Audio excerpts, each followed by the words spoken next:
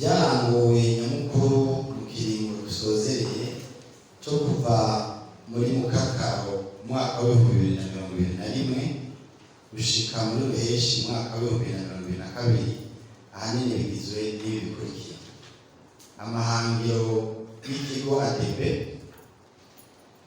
ibiharuro bijanye n'ishingwa ry'amashirahamwe mu kigo ADB,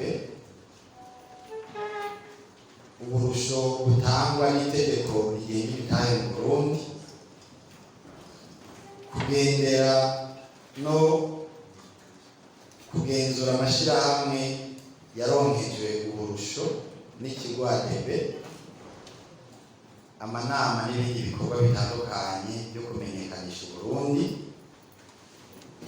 n'amahirwe yo kuzana imitahe mu Burundi, n'ibindi bikorwa bitari bike byaranguwe n'iki. Mu mpundire turamenyesha kimwe kimwe ukwaco byaranguwe muri kino kiringo dusozereye. Amahangiro canke ibikorwa by'ikigo ADB mu ntumbero yo gutunganya neza ibijanye no korohereza abanyamitahe no kubahimiriza guhurumbira igihugu cacu ciza c'Uburundi, leta yarashizeho impinyanyuro zitandukanye, harimo isubirwamo ry'itegeko rigenga imitahe mu Burundi bitwita code des investissements. Muri iryo tegeko rishasha byabaye ngombwa ko ikigo kijejwe korohereza abanyamitahe cyahoze cyitwa API gihindura izina n'indinganizo yaco, hamura itegeko inimero 100/255 ryo kuwa 15 Munyonyo 2021, kikaba ikigo kijejwe iterambere ry'Uburundi, Agence de développement du Burundi mu rurimi rw'igifaransa, mu ntumbero yo gutunganya neza ico gisata, gufasha canke gushigikira abanyamitahe bisumbirije uko byahora, akaba ari naco kigo rudende kizohora cakira abo bose bifuza gushinga imitahe yabo mu Burundi. Muri make tubamenyesha ko amahangiro canke ibikorwa ikigo ADB kijejwe ari kuzofasha muri ibi bikurikira: guteza imbere igihugu c'Uburundi, cyane cyane igisata kiraba igishingwa y'imitahe. Ku bijyanye n'ishingwa ry'amashirahamwe, aha tubamenyesha ko dufise ibice 3 y'ibiharuro bifatiye ku ishingwa ry'amashirahamwe. Hari ibitigiri by'amashirahamwe yanditswe,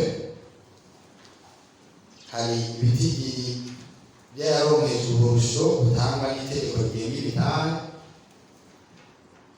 hakaba kandi n'ayaronkejwe impapuro mfatakibanza zibaha uburenganzira bwo kuronka ubwo burusho butangwa n'itegeko rigenga imitahe mu Burundi.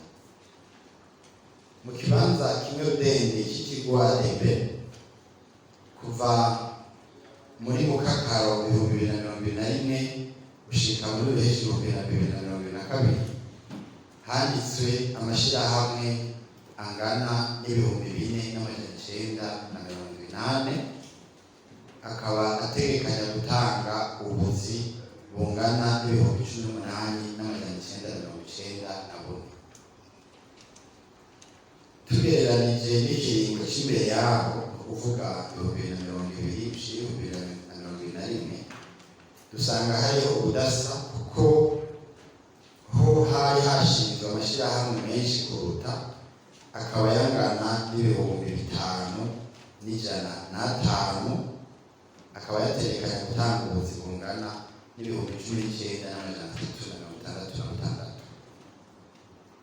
Uko gusubira inyuma rero ukaba kwavuye ku itegeko yahawe abadandaza ba Inikash na Ecocash, aho basabwa bose kuza kwiyandikisha atawusigaye inyuma mu kibanza kimwe rudende cyahoze ari ikigo API, ubu akaba ari ADB.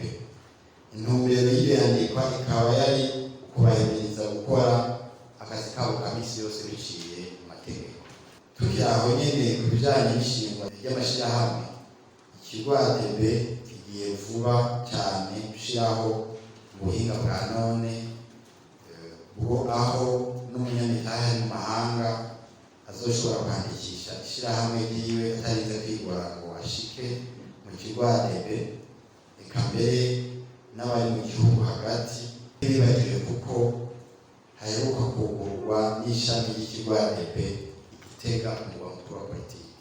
Ku bijanye no gushiraho icuka ciza cyotuma abagwizatunga boroherezwa mu bikorwa byabo, haratewe umukono ku masezerano hagati y'ikigo ADB n'ikigo CDE. Haraheza haba gutegurira hamwe ibikorwa bitari bike mu ntumbero yo gufasha urwaruka n'abakenyezi kwitegurira imigambi y'iterambere, bityo ngo bareke kuzera inze.